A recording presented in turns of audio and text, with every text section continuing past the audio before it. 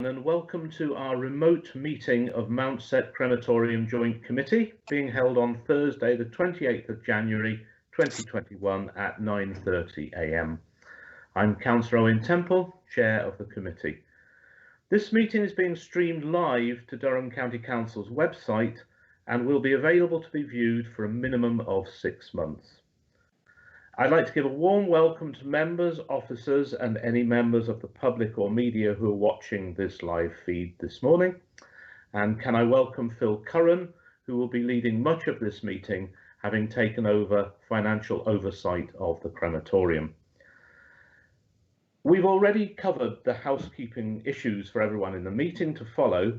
Should I lose my connection at any point this morning, the Vice Chair of the committee, Councillor David Bradford from Gateshead Council, will take over in my absence until my connection is restored. So we move on to the agenda. Michael, do we have any apologies for absence? Chair, we don't have any apologies this morning. Thank you. And do we have any substitute members? There's no substitute members today. Thank you. That takes us to the minutes of the meeting held on October the 7th, 2020. And can I first check if anyone has any matters arising from the minutes? I just have one, if in the absence of anyone else. There was a question asked about whether when we take the new loan on the cremators, early repayment will be possible.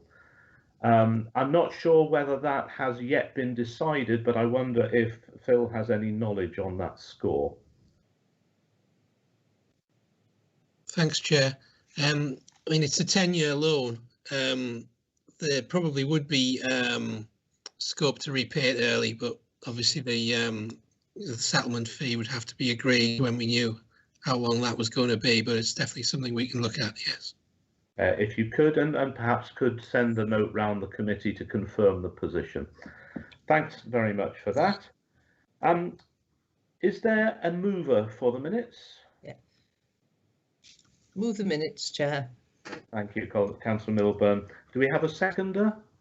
Yes, Chair, it's Councillor Alan Bainbridge. I'll second those minutes. Thank you very much. If anyone dissents from that, can you put in the chat box? I'll give you a short while so that I can see if anyone contributes there.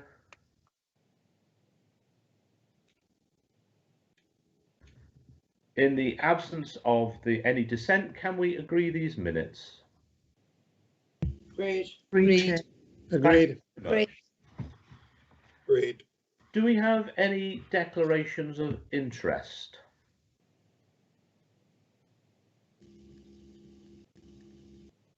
There being no declarations, we'll move on to item number 5, which is Graham to give us the regular performance and operational report. Can I invite you, Graham, to take us through it? Thank you, Chair. Graham Harrison, Bereavement Services Manager and Registrar. This is a report on the performance of the crematorium, and the first items with regards to the number of cremations for the period the 1st of September to the 31st December 2020. In summary, there were 485 cremations undertaken this period compared to 474 in the period last year, an increase of 11. Below can be the profile of where they can come from. And members may recall in April 2019 that we introduced new cheaper cremation options for direct cremations attended and unattended. And between the 1st of April 2020 and 31st December 2020, we've carried out no direct cremations attended, no service. However, we've carried out 85 direct cremations unattended, no family members. The next item is with sale of memorial plaques from the same period, September, December 2020. We sold 29, which was £8,516, compared to 21, £6,516 in the same period last year, which is an increase of 8 memorials and £2,000. The next item is with regards to staffing. Members were informed at the last meeting about the COVID-19 situation. Staff are continuing daily to provide a high level of service to the bereaved and the loved ones. I'd still like to thank the staff for the assistance during this difficult time. The crematorium continues to be served by staff with many years of experience at Durham and Mountsett crematoriums. And the roles within these specialist features require both specific training and experience. Now, one staff member has recently submitted an expression of interest in early retirement, stroke voluntary redundancy, and ensure that we have a robust contingency and resilience for the future. We are proposing to consider the options to present for members at the next meeting. Next item is the green flag applications. We retained this in September 2020 for the 9th year running, and the applications are due to be submitted in 2021, and any required works will be covered by existing budgets. Next item is the recycling and metal schemes. Collection in 2020 resulted in another 2 rounds. We previously nominated St Oswald's Hospice. However, due to COVID restrictions, a cheque for £10,000 was sent to St Oswald's Hospice, and a response can be found in Appendix 2. We do have a second round of nominations, and we have nominated Age UK, and we're just awaiting the results of that coming back. The next item is the cleaning SLA. We normally have the cleaning service level agreement, which is a 2-year for 7,280. That expired on the 31st of March 2020. However, due to COVID, a revised SLA was not reported to the Joint Committee due to this being cancelled. High quality service continues, and we've got a revised SLA for the period April 2020 to March 2022, which costs £7,722 a year. The SLA can be found at Appendix 3 for members. Next aims with regards to the replacement of the cremators. The updates were given the previous meetings regarding these changes. The temporary cremator still continues to operate well and has been invaluable to us.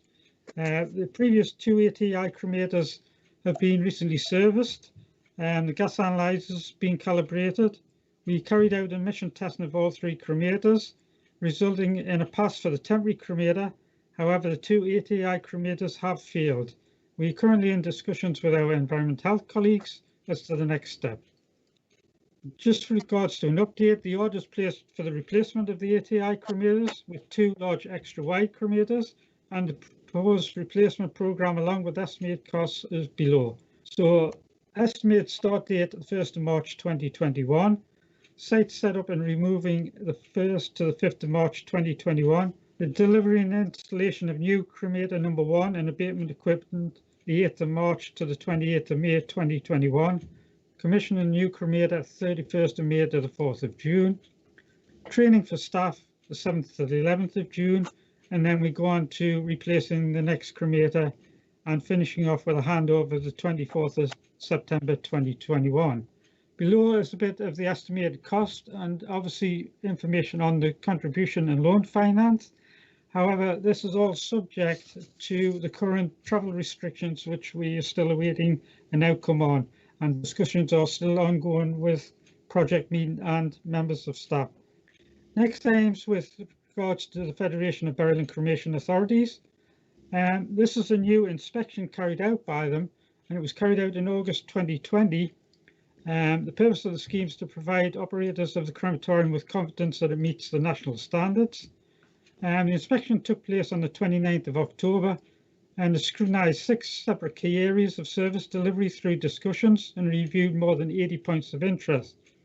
The inspector found that we complied with 3 key areas of compliance, found an excellent level of service provision, and did not feel it necessary to make any recommendations with the crematorium, achieving a score of 321 out of 325, which was 99%. A copy of the report can be found in Appendix 3. This report is an excellent report saying what a fantastic score we had. There was only one recommendation, and that was the issue that we did not have a separate babies scattering area. We did tell the inspector, however, that we don't see a lot of babies actually cremated at Mountsett Crematorium, and if there were, the families normally took them away. So we look to address that in the future if we can. So the recommendations, Chair, is to note the current performance. Yeah, thanks very much. Can I open it up to discussion of the committee, and we'll come to the recommendation at the end of the report. Thank you, and note the other elements. I'm sure people will have some questions. If you want to Aswan, can you just put something in the chat box, RTS, just to ask for the right to speak so that we don't talk over each other? I'll ask one, if I may, which was about, well, first of all, actually, I wanted to say a big thank you to you personally, to your colleagues, all of them. I think it would be fair to say that the few of us who were able to meet with them en masse were wildly impressed by their commitment and dedication. So thank you to them. And the other thing I wanted to pick up on was just to say, with regard to the green flag, we have a fantastic achievement of having achieved it. Was it 9 years in a row, you said? Yeah, Chair. It may be an additional demand for you this year. How do you feel that that's going to be? I mean, when the snow goes anyway. We'll cope, no problem, Chair. It's just part of our daily routine, so we're just doing the same things as we normally do. That's really reassuring. Thank you. I have Councillor David Bradford, followed by Councillor Olga Milburn. Right, thank you, Chair. Just want to back up what you're saying. I think it's looking at the report, it looks like a lot of work has been done, and there hasn't been, the standard hasn't been allowed to slip over these times. And I'd just add my congratulations on the work that's been done so far. Thank you.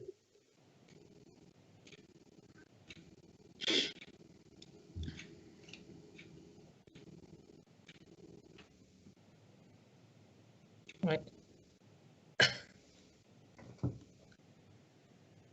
Hello. Chair, you're on mute. Yeah. My apologies. Yeah, please, Councillor Milburn. It's just on the SLA. I looked at it and I looked at what we actually get for the money, and it's amazing. I can't believe that we get that amount of cleaning for that amount of money. And if anybody was wanting to suggest that we try somewhere else, I don't think we'd get anything like that sort of standard at all. Not that anybody is. Thank you for that. And it leads us very neatly on to, since there are no further questions, the only thing we have to approve, we note the other elements, but we're asked to approve the SLA that you've just mentioned so glowingly. Can I have the agreement of the committee to accept that SLA? Agreed. Agreed. Agreed. Thank you very much. Okay, that moves us on then to item 6, the financial monitoring report, and that will be Philip to take us through that. He's the finance manager for neighbourhoods and climate change. Philip, if you could start your one of several reports. Okay, thanks, Chair. All right, this first report is the financial monitoring report. Sorry. The position as at the 31st of December and projecting the outturn to give us a forecast at the end of this financial year. So in paragraph 4 of the report, we're saying that there's going to be a projected surplus of £215,000 this year. That's against a budgeted surplus of 441,000. So it's 226,000 less than the budgeted position. And the main reason for that is because of the procurement of the temporary cremator that we had to do this year, which wasn't envisaged when we did the original budget. In terms of paragraph 5, it just confirms the level of reserves that we're expecting at the year end, so that's going to be 733,000. So just moving on to the main body of the report, the table, top of page 43, just under the paragraph, shows the subjective analysis, which is all the different items of expenditure and income in the crematorium's accounts. Members will see this. The main standout item in terms of a variance is on the premises, where there's an overspend of 376,000. And the next section gives details of the reasons for those variances. So obviously the main one being the premises, in terms of the contribution that had to be made to the temporary cremator, that's shown in paragraph 12.2. So there was an overspend of 342,000 in that, which obviously accounts for the vast majority of the the overspend on the premises. In terms of other significant variances, if we move down to paragraph 12.4, we'll see that there was an increase in income of 216,000, or a forecast increase in income of 216,000, and that's mainly as a result of the number of cremations, 1,635 against a budgeted 1,300. So those extra 335 cremations have generated the extra income. And just paragraph 13 there confirms the situation with the earmarked reserves once those figures feed through, giving us a balance of 733,000 at the year end. So the recommendation is just to note the report, but I can take any questions. Thank you. Can I ask if anyone has any questions, and can I also ask if anyone who isn't wanting to speak could just mute their microphone? There's a little bit of feedback, so thank you. Does anyone have any questions on Phil's report?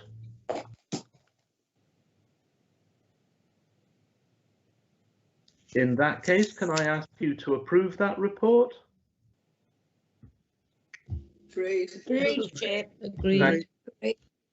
That's good, thank you. And we'll move on to Phil's next report, which is the provision of support services.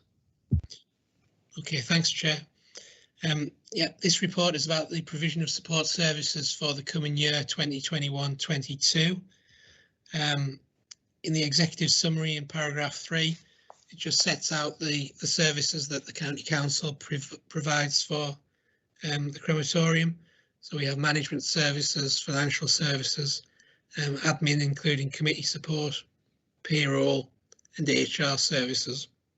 Moving on to the main body of the report, in paragraph 8, we're suggesting that the charge for those services is increased by 1.5%, in line with the inflation factors that are built into the County Council's budget. So the new charge would be £23,050 as opposed to last year when it was 22,710. So small change there. The detailed list of the services are provided in the appendices. Some brief descriptions in the report there. So we just ask that members would consider and potentially approve those costs for next year. Thank you very much. Does anyone have any questions on this report? We are asked in this report to approve the SLA.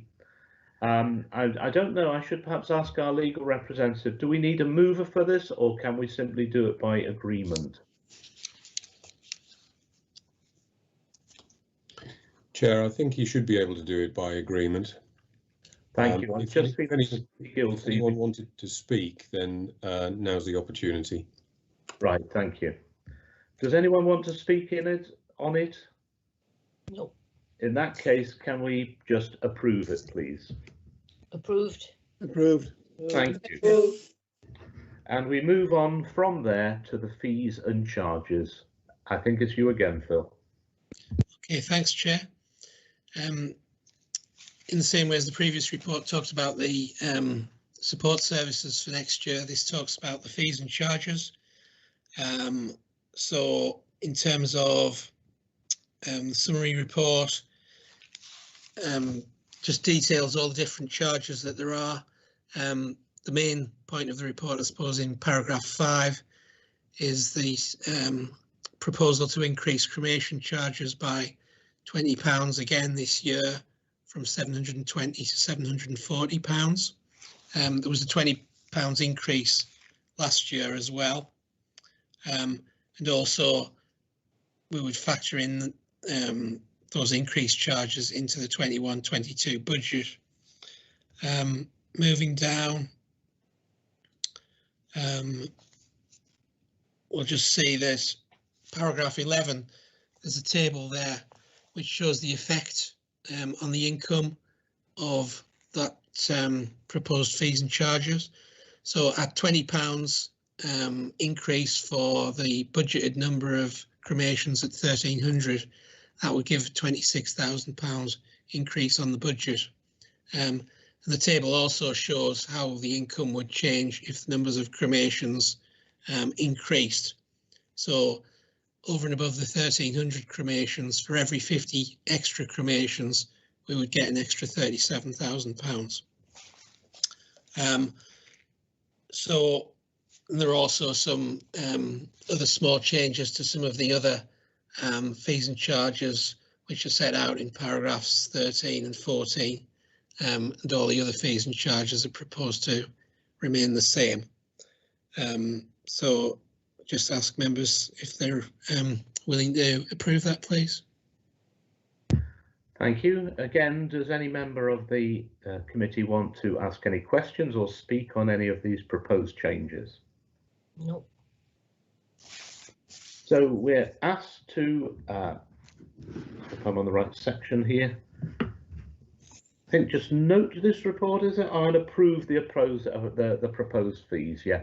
So can I have your agreement to these proposed fees? Agreed. Agreed, Chair. Agreed. Agreed. Agreed. Thank you very much. Which moves us on to item 9, which I think is your final item, Phil. Okay, thanks, Chair. This is the 2021-22 revenue budget for the crematorium. So just in terms of the executive summary, just setting out this proposed budget takes into account not only the support service report that we've agreed previously, but also the fees and charges. So it incorporates the £20 increase that I just talked about. From paragraph 6 onwards, we talk about the changes to the different items of the budget. Main increase being in premises, where the base budget's been increased by £281,000. That's mainly because of the contribution to the cremator replacement programme. There's going to be a contribution of 380,000 there. So what that'll mean is that we're going to contribute 380,000 to that, and that'll mean that we have to pay a lower level of loan going forward, which we touched on at the start of the meeting. In terms of the other premises budgets, a lot of them are dictated by the asset management plan for the crematorium. So there's a rolling programme of work which varies from year to year depending on operational needs. So all that's taken into account there. In terms of the other main increase, we go to paragraph 11 under the capital financing costs. So this relates to the interest interest and repayment that the crematorium will pay for the 10-year loan associated with the cremator replacement programme. So every year for the next 10 years, we're going to pay £150,000 for that. Paragraph 12 mentions the income. So the income budget's been increased by 34,000 as a result of the different changes to the fees and charges that we talked about in the previous report. The main element of that being the 26,000, which results from the £20 increase for the cremation charge. So the details of the budget are in the appendices.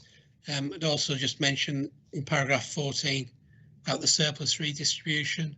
So there would be £227,000 budgeted to distribute to Durham County Council and £122,500 to Gateshead. And finally, the estimated total reserves after all that feeds through at the end of March 2022, we're budgeting to be £408,000. So members are just asked to note and approve that, please, Chair. Thank you very much. Again, the same. Does anybody have any questions on this budget? Any comments on this budget, or are you all happy with it? Agreed. Agreed.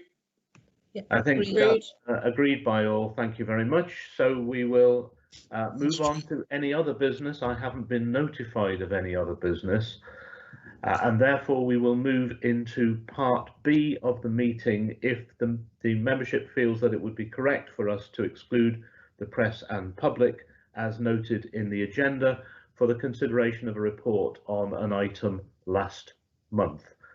Can I have, please, a mover for that? Move it, Chair. And do I have a seconder?